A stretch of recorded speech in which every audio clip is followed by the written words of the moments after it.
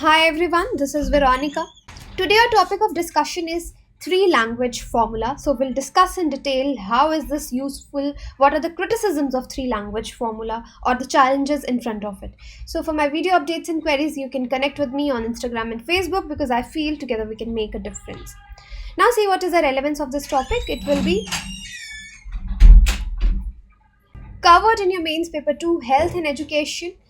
At prelims level, you should be aware about three language formula. Mains level, you should know what is the role of mother tongue in the development of logical understanding of the students' children.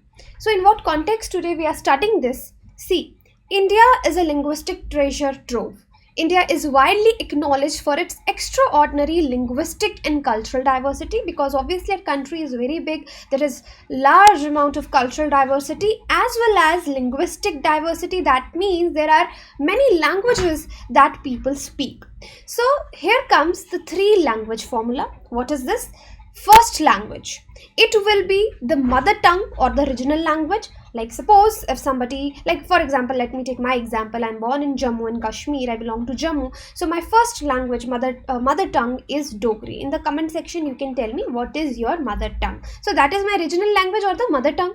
Now the second language is in Hindi. So there are two subcategories here. In Hindi speaking states, it will be other modern Indian languages. So for me, other Indian modern languages or English. So either you learn, first is your mother tongue, then you learn English as well as you even learn Hindi. Okay.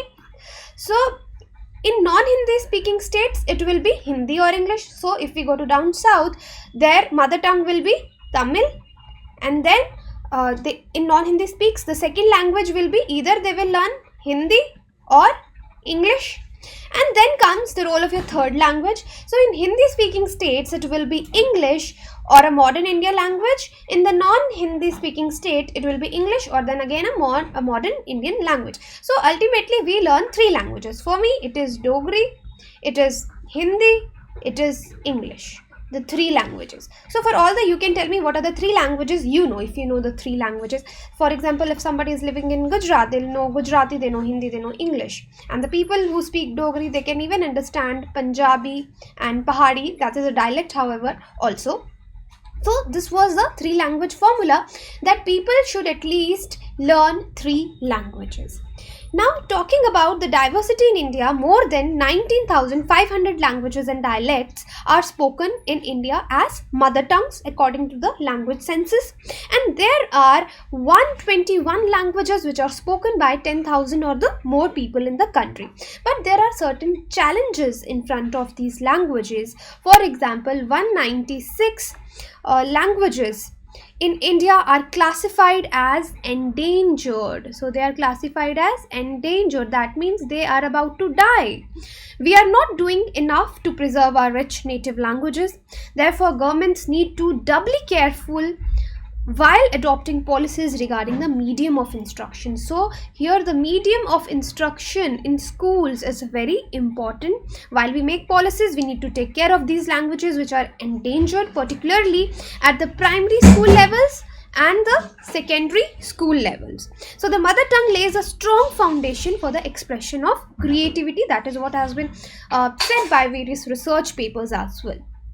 So now coming to the language, what is a language? It is a tool which helps us for our development of intellectuality, for intellectual and emotional expression. See, whenever we speak a language, we never try to impress anybody. What is the purpose of speaking a language? To communicate, because we want to express us.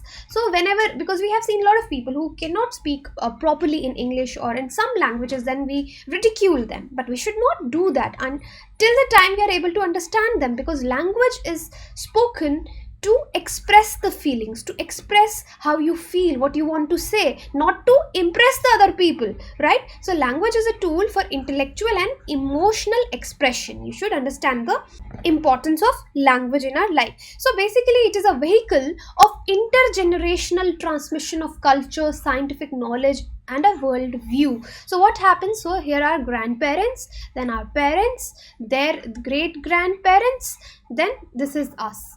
Okay, so what they have taught them, through the language. They taught them about the culture, scientific knowledge, what are their views about the world. Then from this generation it was passed on to this generation, then to us. So what was the medium? Medium was language. Through this language we were able to understand the culture, scientific knowledge and the worldview. So that is why it is a vehicle of intergenerational transmission. So it is the vital unseen thread that links the past with the present. So that is how it is linking the past with the present. So it evolves with human evolution and it nourished by constant use. So language, it is not always the same. Some words keep on adding up, some words get deleted. So this is the evolution. With the human evolution, language evolution is also taking place. So our languages permeate every facet of our day-to-day life, and from the very basis of our civilization, they are the lifeblood of our identity, both individual and collective, and they play a very significant role in creating and strengthening bonds among the people, because bonds are developed over language also. For example, if we go to Delhi, if we live in Delhi, so in Delhi you'll find people from all the spheres of life, from all over the India, pan-India. So if you'll find the people who are speaking the same language, you'll bond over them. So let's forget the negative aspects of groupism, but overall the language helps to strengthen your bonds with the people, right? Now, how the language evolves, what is the evolution of language? Because language is never static. They evolve and adapt to the socio-economic conditions. They grow, they shrink, they transform, they merge with other languages, and if they are not taken care of or preserved, they die also. So the great Indian poet, here I will name him, is Acharya Dandi.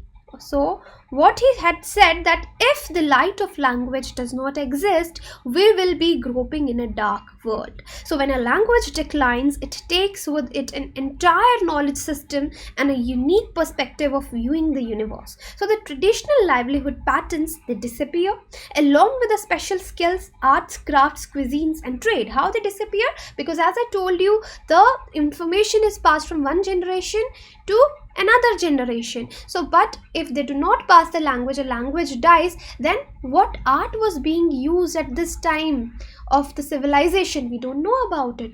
How the trade was taking place, if the language is not there, we won't be able to understand what skills people had at that time. We won't be able to understand. So that is why it is said that traditional livelihood patterns disappear along with our special skills if the language dies. So therefore, preservation and development of language is very, very important. Making the mother tongue as a medium of instruction in our schools at the primary level, this is the one thing how we can preserve the language.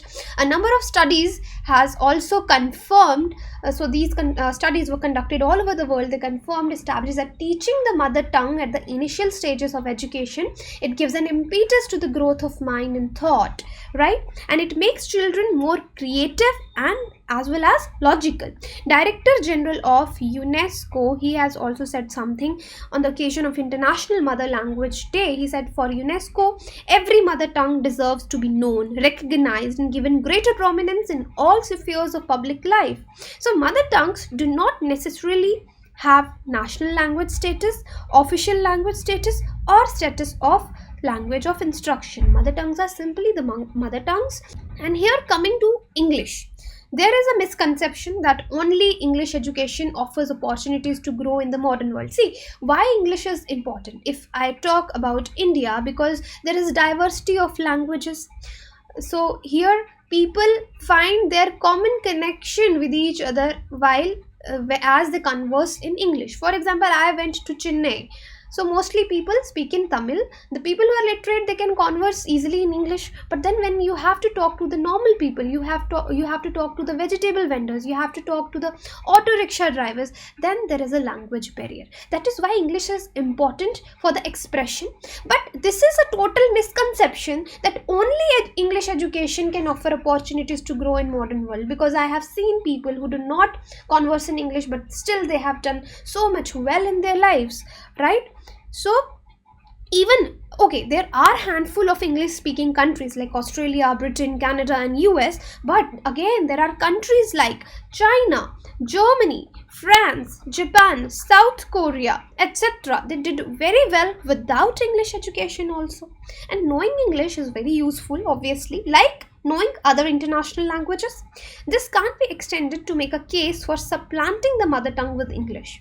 So it can be learned easily at an appropriate stage after a strong foundation is laid in the mother tongue. So any person who knows his or her mother tongue, they can learn English. English can be learned at any point of life, because English is not a very difficult language.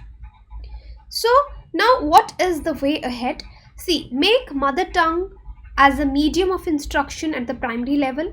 Take all steps to make it the language of administration, banking and judicial proceedings. We have to remove the existing linguistic barrier to realize the goal of inclusive governance, and wherever there is government public interface, it should be in the language people understand, because whenever the rural people, usually when they go to an administration office, the language plays a very important role. So in 1999, UNESCO adopted a resolution on multilingual education and suggested the use of at least 3 languages in education.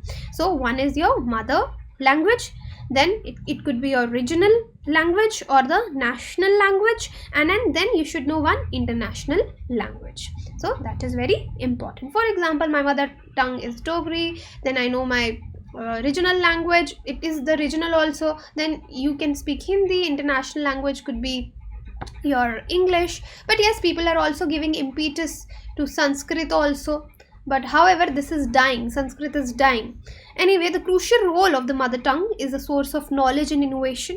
The command of a mother tongue facilitates general learning and learning of other languages. So here we should not impose any language on other people. Like some people were thinking that Hindi is being imposed. So it's not about Hindi being imposed, it's about the 3 language formula, that at least if you know the 3 languages, you will be able to converse with the fellow citizens of other, because India is a diverse country, right? So you will be able to converse in some other language. So the main purpose is to make the things easier.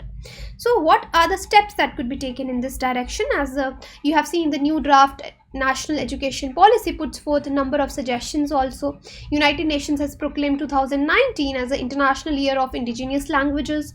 People can start using their native languages at home, in the community meetings, in administration, so that the language should be easy to understand. We must accord a sense of dignity and pride to those who speak, write, communicate in these languages, because we should never feel that, oh my god, our language is not good, I won't speak it in front of someone or on a public platform. No, you should always feel proud of your mother tongue. We must encourage Indian language publications also, journals, children books, and then there are some dialects also.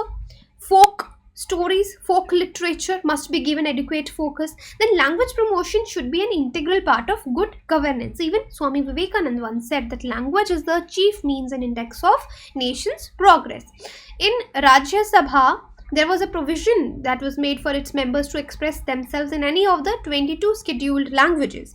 Then Supreme Court has also given, Honorable Supreme Court, they gave a judgment where they decided to make available its judgment in, so it was not a judgment, but that was what they decided, that judgment will be given in 6 Indian languages. So at least to start with, 6 Indian languages will be chosen where the judgment will be written in. So the Finance Ministry, they have also decided to conduct the examination for employment in regional rural banks in 13 regional languages, in addition to English and Hindi.